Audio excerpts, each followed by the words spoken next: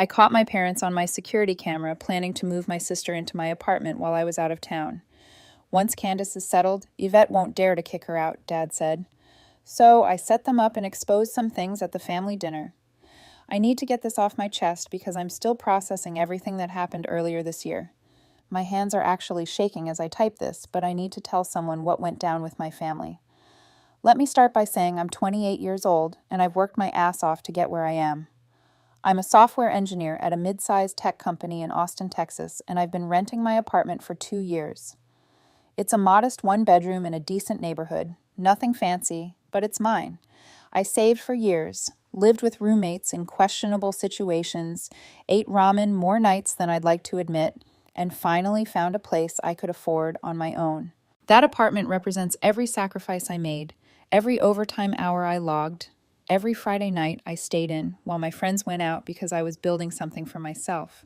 My sister Candice is 25, and she's always been the golden child. Where I'm practical and independent, she's been coddled and enabled her entire life. Our parents paid for her entire college education at a private university while I took out loans for my state school. They bought her a car when she turned 16. I bought my own at 22 with money from my part-time job. The favoritism has always been there, lurking beneath the surface of every family interaction, but I learned to deal with it. I moved out at 19 and built my own life, keeping my parents at arm's length emotionally, even though I still showed up for holidays and family dinners. Candice graduated 3 years ago with a degree in communications and has bounced between jobs ever since. She'll work somewhere for 6 months, decide she doesn't like her boss, her coworkers, or the commute, and quit without having another position lined up. My parents always catch her when she falls. They let her move back home, pay her credit card bills, and basically fund her inability to adult properly.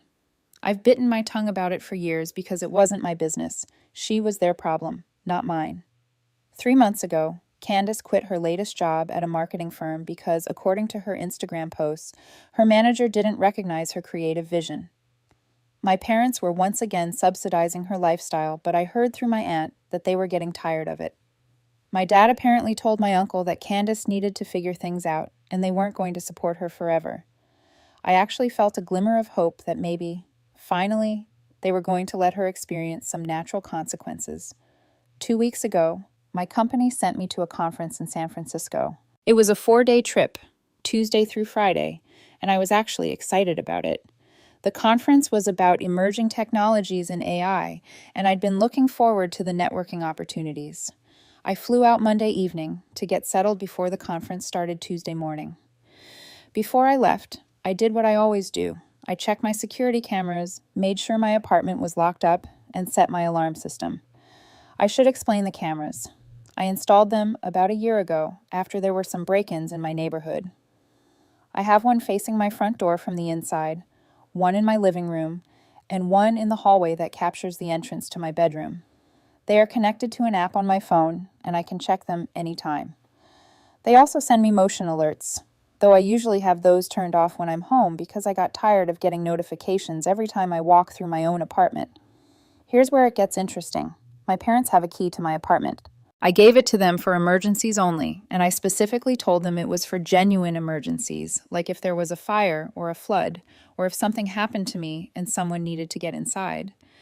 My mom had asked for one when I first moved in, and, like an idiot, I trusted them to respect my boundaries. I landed in San Francisco Monday evening, checked into my hotel, and settled in for the night. The conference started Tuesday morning, so I ordered room service and caught up on some work emails. Around 9 p.m., my time, 11 p.m., back in Austin, I got a motion alert from my apartment. I almost ignored it, thinking maybe it was a glitch, but something made me check. I opened the app and saw my dad's face filling my front door camera. He was letting himself into my apartment with the emergency key. My mom was behind him, and they were carrying boxes. I felt my stomach drop. Behind them, partially obscured by the door frame, I could see Candice holding a suitcase. I sat there in my hotel room, frozen, watching my parents invade my private space.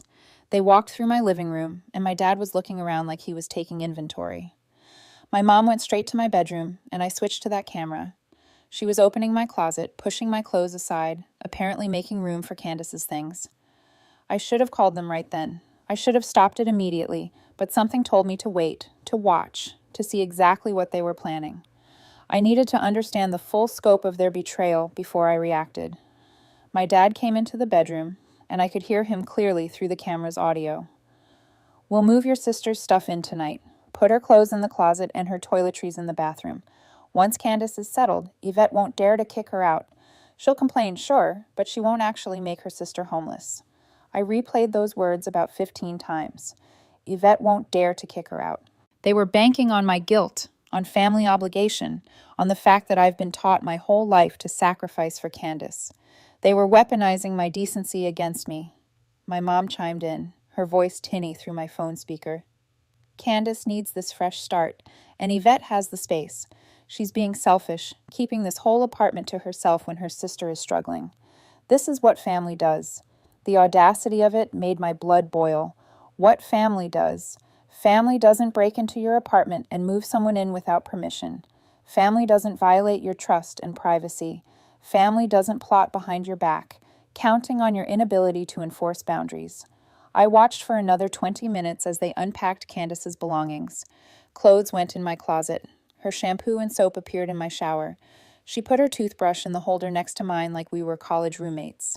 My dad moved my stuff around in the kitchen cabinets to make room for groceries they'd apparently brought for her.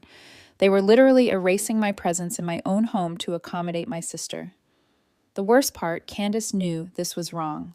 I could see it in her body language. She looked uncomfortable, kept glancing around nervously, barely spoke. She knew this was a massive violation, but she went along with it anyway because it benefited her. She was willing to let my parents ambush me like this, rather than face the consequences of her own choices. They finished around midnight. My dad gathered everyone in the living room, and I heard him say, "Now, Candice, when Yvette gets back Friday, she's going to be upset. Let her be upset. Don't leave. Don't apologize. Just stand your ground. Your family, and she'll come around eventually." She always does. That phrase, "she always does," hit me like a punch. They've been manipulating me with guilt for years, and they knew it worked. Every time they pushed a boundary, every time they asked for more than was reasonable, I eventually caved because I didn't want to be the bad daughter, the selfish sister, the one who broke up the family.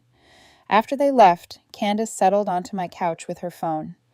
She didn't even have the grace to look remorseful. She took a selfie in my living room and posted it on Instagram with the caption, "New place, new chapter."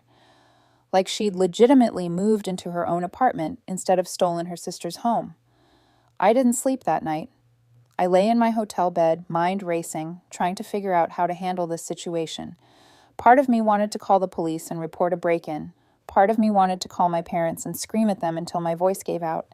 But mostly, I wanted them to understand exactly what they'd done, and I wanted consequences that actually mattered. The conference Tuesday was a blur. I went through the motions, attended panels, smiled at people during networking sessions, but my mind was elsewhere. I spent every break checking my cameras. Candice was living in my apartment like she belonged there. She ate my food, used my Netflix account on my TV, slept in my bed. That last part really got me. She didn't even have a decency to sleep on the couch. She took my bed, my private space, the place where I should feel most safe. Wednesday afternoon, a plan started forming. My parents were hosting their monthly family dinner that Sunday. They did this every month, a big production where everyone in the family was expected to attend. Aunts, uncles, cousins, my dad's parents who lived in a retirement community nearby. Usually about 20 people showed up. It was my dad's pride and joy, his chance to play patriarch and pretend we were all one big, happy family. I hadn't missed a family dinner in 3 years. I always went, always played nice, always pretended everything was fine. But this time, I was going to use their own event against them. Thursday morning, I started making calls. First, I called my Aunt Rebecca, my mom's sister. Rebecca had always been the black sheep of the family, the one who called out my parents' favoritism and didn't play their games. She'd warned me years ago that they treated Candice differently. But I brushed it off at the time. I told her everything. I sent her screenshots from my security footage, the audio clips of my dad's plan. She was furious on my behalf and immediately agreed to help with what I had in mind. Next, I called my cousin Marcus. He's a paralegal at a law firm in Austin, and I asked him about my options legally. He told me that yes, technically, my parents had committed trespass since they'd exceeded the scope of their authorized entry. The criminal aspect would be hard to prove since they had been given a key, but I definitely had grounds for civil action. He said he'd have his supervising attorney draft a formal cease and desist letter and offered to help me serve it. I asked him to have it ready for Sunday. Then I called my landlord.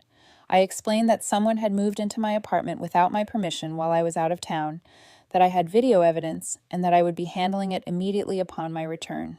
He was understandably concerned about an unauthorized occupant and potential lease violations. I assured him I'd have the person removed within 24 hours of my return and that I'd be changing my locks for security purposes. Finally, I did something I never thought I'd do. I called my grandmother, my dad's mom. Grandma Helen was 86 years old and sharp as a tack. She'd immigrated from Poland as a young woman, worked 2 jobs to put my grandfather through night school, and raised 4 kids with an iron will and zero tolerance for nonsense. My dad was terrified of disappointing her. I told her I needed to speak with her privately before the family dinner on Sunday, that it was urgent. She agreed immediately, hearing something in my voice that concerned her. Friday morning, I flew home.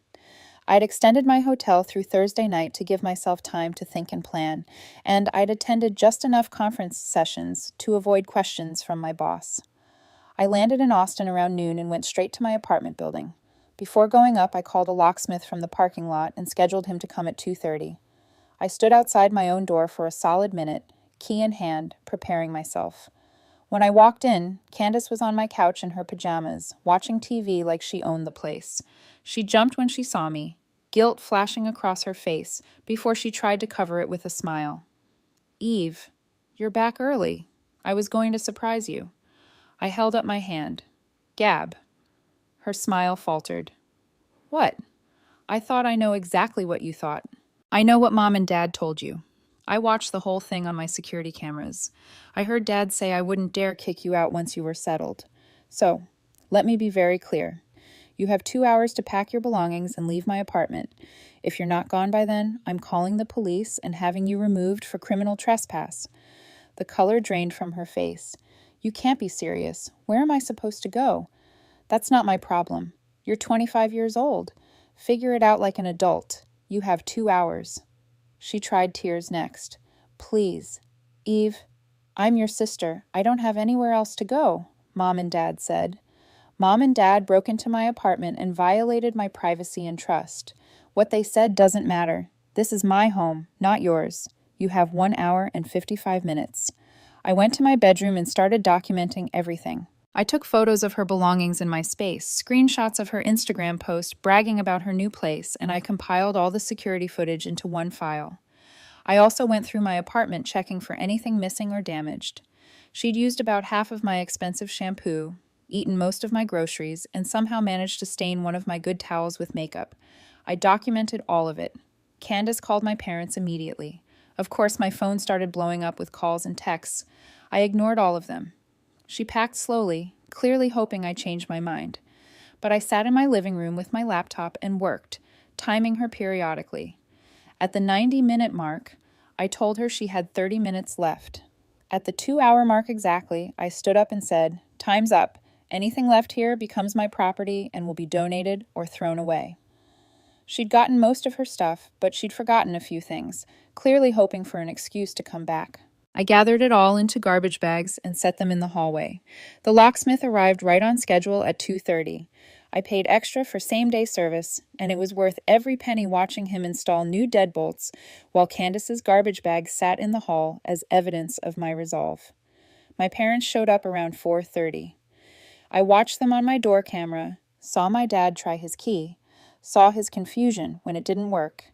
He knocked, then pounded. I let them stand there for 5 minutes before I opened the door with the chain still on. "Yes."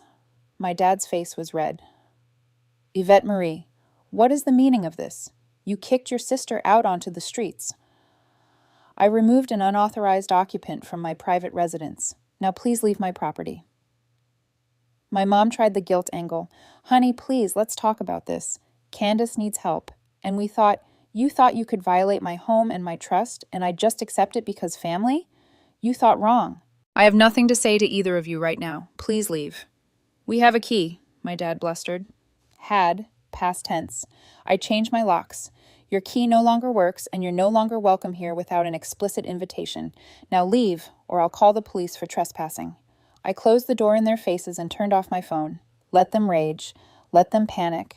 Let them realize, for the first time in my adult life, that I wasn't going to roll over and be the convenient daughter who sacrificed herself for everyone else's comfort. Saturday, I drove to my grandmother's retirement home. She lived in a nice independent living facility where she had her own small apartment. I brought my laptop and sat with her for 2 hours, showing her everything.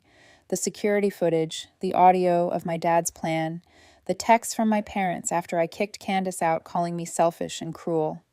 I showed her the timeline of Candice's job history, the pattern of my parents bailing her out, the years of favoritism I'd endured. Grandma Helen watched it all in silence, her expression growing stormier by the minute. When I finished, she was quiet for a long moment. Then she said in her thick accent that got stronger when she was angry, "Your father has forgotten where he came from.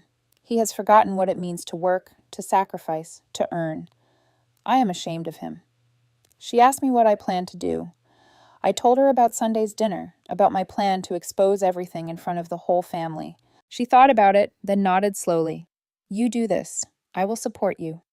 They need to see consequences." Sunday arrived. I'd been dreading it and anticipating it in equal measure. I got dressed carefully, choosing an outfit that made me feel confident and powerful. I did my makeup, styled my hair, and looked at myself in the mirror. I looked tired but determined. I packed a folder with printed documentation, copies of everything I'd shown my grandmother. Then I drove to my parents' house. The family dinner was already in full swing when I arrived at 2 p.m. My parents' house was full of people. The dining room table extended to its full length, extra chairs borrowed from neighbors. The smell of my mom's pot roast filled the air, and everyone was laughing and talking. It looked like a normal Norman Rockwell painting of family harmony. It was all a lie. My parents saw me walk in, and the relief on their faces was immediate. They'd probably been worried I wouldn't show, that I'd skip the dinner and make them explain my absence to everyone. My dad moved toward me, probably planning to pull me aside and pressure me to apologize to Candice, to smooth things over, to go back to pretending everything was fine. I walked right past him to my grandmother, who was holding court in the living room with my grandfather and a few aunts. "Hi, Grandma." She kissed my cheek and squeezed my hand. Her grip was surprisingly strong. "Hello, Kokon. I'm glad you came." Candice was there, of course, sitting with our younger cousins, and very deliberately not looking at me. She'd clearly been crying recently, her eyes still puffy, and I heard her telling someone about her living situation falling through, playing the victim already. Dinner was served at 3:00. Everyone gathered around the massive table, plates being passed, wine being poured. My dad stood at the head of the table and raised his glass. "I want to thank everyone for coming today. Family is the most important thing we have, and I'm grateful we can all be together like this." The irony was so thick I could taste it. We ate. I pushed food around my plate, too nervous to actually consume anything. I made small talk with my cousin Emily about her new job, answered my uncle's questions about the tech industry, and waited for the right moment. It came during dessert. My mom had made her famous apple pie, and everyone was relaxed and happy, full of good food. My dad was telling a story about something funny that happened at his work, and everyone was laughing. The perfect moment to shatter the illusion. I stood up. The scraping of my chair against the hardwood floor drew attention, and gradually the conversation died down. Everyone looked at me, curious. "I have something I need to say." My voice was steady, clearer than I expected. "Something happened this week that everyone here needs to know about." My parents' faces went pale. My dad started to stand. "Yvette, now is not the time." "Sit down, Dad." My grandmother's voice cut through the room like a blade. "Let her speak," she said. Everyone was watching now, the atmosphere shifting from comfortable to tense.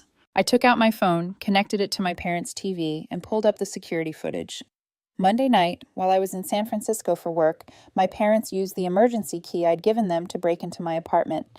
They weren't responding to an emergency. They were moving Candice in without my knowledge or permission. I hit play. The footage rolled crystal clear on the big screen. 20 people watched my parents letting themselves into my apartment, moving my belongings around, setting up my sister in my private space. The audio was clear enough that everyone heard my dad's plan. Once Candice is settled, Yvette won't dare to kick her out. The room was dead silent except for the video. When it ended, I turned off the TV and looked around. My aunts and uncles looked shocked. My cousins were staring at my parents with expressions ranging from disgust to disbelief. Grandma Helen's face was carved from stone. They violated my home, I continued, my voice shaking now, with anger I'd been holding back for days. They violated my trust. They plotted to manipulate me using guilt and family obligation, counting on the fact that I'd always given in before when they pushed my boundaries. My mom tried to speak. Sweetheart, we were trying to help your sister by violating mine, by treating my home like community property, by teaching Candice that she never has to face consequences because someone will always bail her out. I turned to look at my sister. She was crying now, ugly sobs, but I felt no sympathy. Candice, you're 25 years old. You've quit 4 jobs in 3 years. You've never paid your own rent, never had a budget for groceries, never experienced any natural consequences for your choices because mom and dad always catch you. I looked around the table at my extended family. For years, I've watched them favor Candice. They paid for her entire college education at the private school while I took out loans for state school. They bought her a car, paid her credit card bills, let her live at home rent-free multiple times. And I never said anything because it wasn't my place. It was their money and their choice. But the moment they decided my home was also their resource to distribute to her, it became my business. My cousin Marcus stood up. He pulled out an envelope from his jacket pocket. These are cease and desist letters for both of you, he said, looking at my parents. You're legally barred from entering Yvette's apartment or contacting her unless she initiates. If you violate this, she'll pursue charges for trespass and harassment. Uncle Robert, my dad's brother, was shaking his head in disbelief. Tom, what were you thinking? That's breaking and entering. That's illegal. My dad's face was purple now. She's our daughter. We have a right.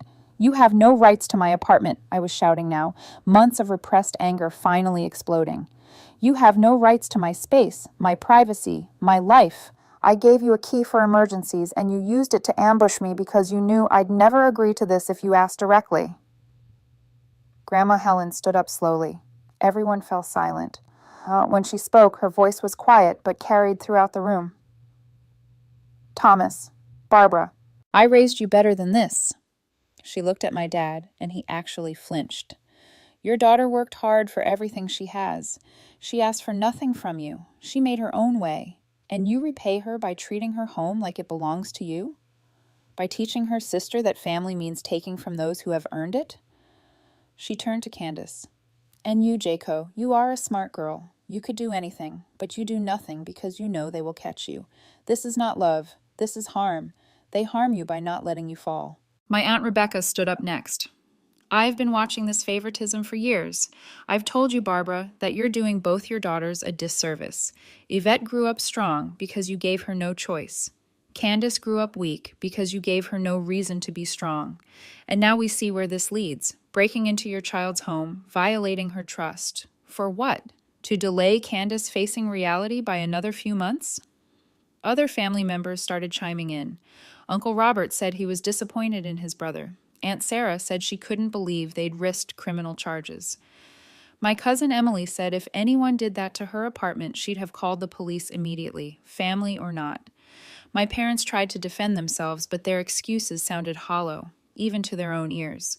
My mom kept saying they were trying to help both daughters, that they thought I'd understand eventually. My dad insisted they had the right to make decisions about family resources. That phrase caused Grandma Helen to unleash a stream of Polish that I didn't understand, but definitely sounded like cursing. Candice fled the table, sobbing. A few people tried to comfort her, but most stayed seated, watching the aftermath unfold. The dinner was effectively over. People started gathering their things, making excuses, leaving early. The comfortable family atmosphere had been shattered, and everyone was uncomfortable with the reality that had been exposed. My grandmother came to me before she left. She took my face in her hands. You did right thing, hard thing, but right thing. Sometimes family must be broken before it can be fixed properly. I am proud of you." I cried then, finally, in my grandmother's arms. All the stress and anger and hurt came pouring out. She held me and let me cry. And when I finally pulled away, she pressed a piece of paper into my hand. "My lawyer. You call him tomorrow. We make sure you are protected." Aunt Rebecca drove me home. I was too emotionally drained to drive safely. She came up to my apartment, made me tea, and sat with me while I processed everything. "You know they're going to try to spin this as you being cruel," she warned. "They're going to tell everyone you humiliated them publicly, that you chose revenge over family." "Let them," I said. My voice was hoarse from crying. "I have the truth. I have documentation. Anyone who wants to see it is welcome to look. I'm done protecting people who won't protect me." The next few weeks were brutal. My parents tried calling from different numbers when they realized I'd blocked them. They sent emails I didn't read. They showed up at my apartment building twice more, but the security guard I'd warned wouldn't let them up. They tried to get other family members to intervene, to convince me to forgive and move on, but most of those family members had seen the footage and heard the audio. They knew what my parents had done. Candice moved back in with my parents, of course. According to Aunt Rebecca, the arrangement was tense. My parents had apparently told her this was temporary, that she needed to get a job and save money. Whether she'd actually do it remained to be seen, but that wasn't my problem anymore. The family fractured along predictable lines. My dad's siblings mostly sided with me, having witnessed everything firsthand. A few of my mom's relatives thought I'd been too harsh, that I should have handled it privately. I didn't engage with those people. I decided that anyone who thought publicly breaking into my home was acceptable, but publicly holding someone accountable for it was too far, probably wasn't someone whose opinion I valued. Grandma Helen's lawyer helped me draft a formal trespass warning that was served to both my parents. It made everything official and legal. I also filed a report with the police, not pressing charges but creating a paper trail in case they ever tried something like this again. The officer who took my report said, "Many adult children deal with parents who don't respect boundaries, and you were smart to document everything thoroughly." Work became my refuge. I threw myself into projects, volunteered for extra assignments, stayed late most nights because going home to my empty apartment made me think about everything that had happened. My manager noticed and pulled me aside to ask if everything was okay. I gave her the broad strokes, and she was horrified. She also told me that if I needed any time off for legal matters or family issues, I should let her know. Having that support helped more than she probably realized. My friends were incredible. My best friend Jessica had wanted to drive to my parents' house and have words with them when I first told her what happened. My college roommate sent me care packages with wine and chocolate. My gym buddy started inviting me to more classes to keep me distracted. People rallied around me, and their support reinforced that I'd made the right choice in standing up for myself. About 6 weeks after the dinner, I got an email from my mom. The subject line was, "Please read." Against my better judgment, I opened it. It was long, rambling, and mostly defensive. She insisted they'd only been trying to help Candice, that they never meant to hurt me, that they thought I'd understand because family helps family. She said I'd embarrassed them in front of everyone, that I destroyed family relationships, that Grandma Helen wouldn't speak to my dad anymore, and it was my fault. She asked me to consider the damage I'd done by airing private family business at the dinner. There was no actual apology, no acknowledgement of what they'd done wrong, no understanding of why I was hurt, just a long explanation of their intentions and a guilt trip about the consequences of my actions, not theirs. I didn't respond. Instead, I saved the email as further documentation of their refusal to take responsibility. About 2 months after the dinner, I got a call from an unknown number. Usually I don't answer those, but something made me pick up. It was Candice. "Eve, please don't hang up." I almost did. My finger hovered over the end call button, but curiosity won. "What do you want?" "I wanted to apologize," she said, her voice small, nothing like her usual confident tone. "For everything. For going along with Mom and Dad's plan, for moving into your apartment, for not standing up for you. What we did was wrong." I waited. This felt like a setup. "I got a job," she continued, "a real one, not something I'm going to quit in 6 months. It's entry-level marketing at a nonprofit, and the pay isn't great, but it's a start. I'm saving money to get my own place. Mom and Dad are charging me rent now. Can you believe it? I guess watching you cut them off made them realize they needed to actually parent me. Good for you, I said, and I meant it. I hope you stick with it. I know you don't trust me. I know I burned that bridge completely, but I wanted you to know that I'm trying.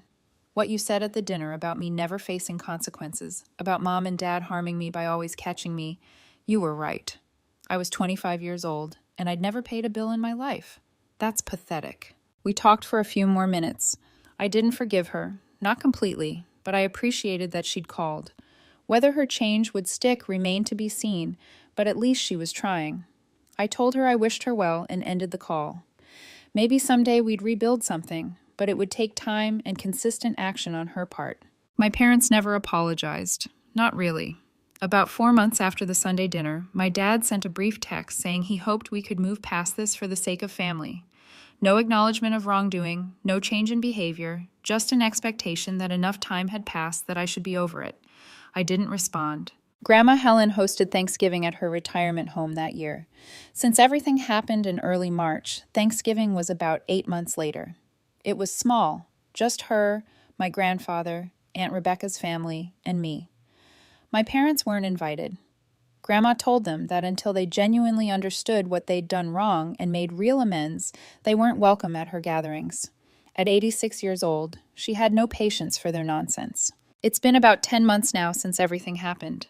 My apartment is still my sanctuary, my space, my accomplishment. I never gave anyone else a key, not even for emergencies. If there's an emergency, they can call me or the building manager. I upgraded my security system and added more cameras. Some people might say that's paranoid, but I call it learned caution. The family is still fractured. Some relationships will probably never fully heal, and I've made peace with that. I've learned that sometimes protecting yourself means accepting that other people will be hurt or angry about your boundaries, that their discomfort with your boundaries is not your problem to solve. I've also learned that real family doesn't manipulate you, doesn't violate your trust, doesn't count on your guilt to get what they want. Real family respects your boundaries, celebrates your accomplishments, and doesn't treat your hard-earned resources as communal property to be distributed according to someone else's priorities. The best part, I sleep soundly in my apartment every night.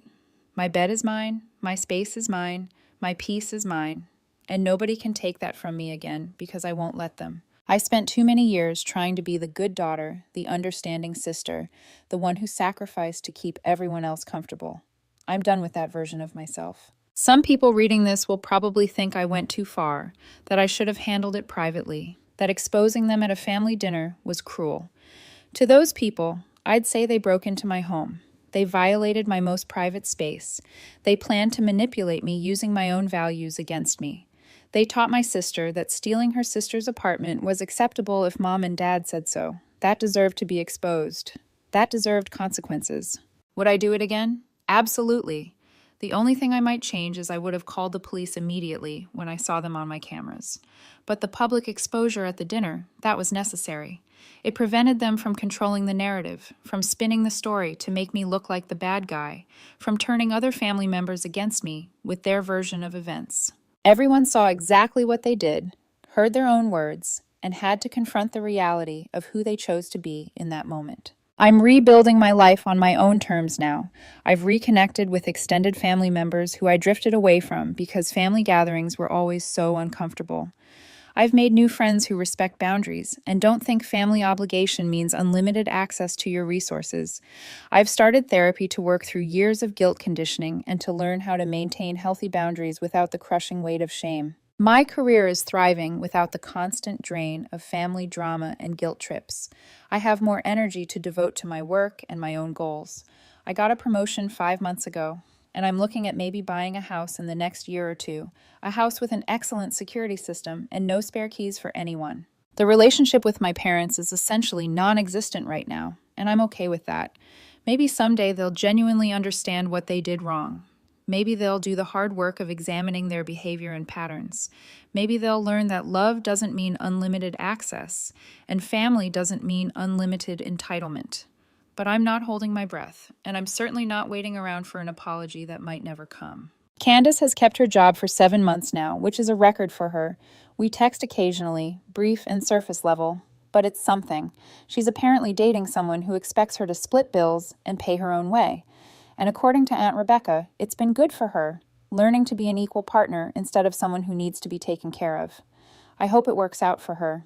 The hardest part of all of this has been accepting that standing up for yourself sometimes means losing relationships you thought were permanent. I grieve the loss of the family I thought I had, the parents I wish they could be, the sister relationship that might have been possible if things had been different. But I've also discovered that losing toxic relationships, even with family, creates space for healthier ones to grow. To anyone reading this, who's dealing with boundary violations from family, you're not crazy, you're not selfish, and you're not wrong to protect yourself. Family is supposed to be a source of support and love, not a weapon used to manipulate you into accepting unacceptable behavior. You have the right to your own space, your own choices, your own life, even if the people who raised you think otherwise. And to parents who might read this and see themselves, your adult children are not extensions of you. Their homes are not your property. Their lives are not yours to manage. Their resources are not yours to distribute. If you want a relationship with your adult children, you have to respect them as autonomous individuals with their own boundaries and priorities. Love without respect is just control with a prettier name. I don't know what the future holds for my family relationships. Maybe time and therapy will create opportunities for reconciliation with my parents. Maybe Candice and I will eventually rebuild a real sisterhood based on mutual respect instead of obligation. Or maybe this is how things stay, and I'll build my own chosen family from friends and the relatives who stood by me. Either way, I'm at peace with my choices. I protected myself. I exposed wrongdoing. I stood my ground when it would have been easier to fold. And I sleep soundly in my own apartment, in my own bed, surrounded by belongings that no one has the right to touch without my permission. That's worth more than any uncomfortable family dinner or guilt trip they could ever throw at me. I caught them on camera planning to violate my home. I set them up and exposed them publicly. I have no regrets.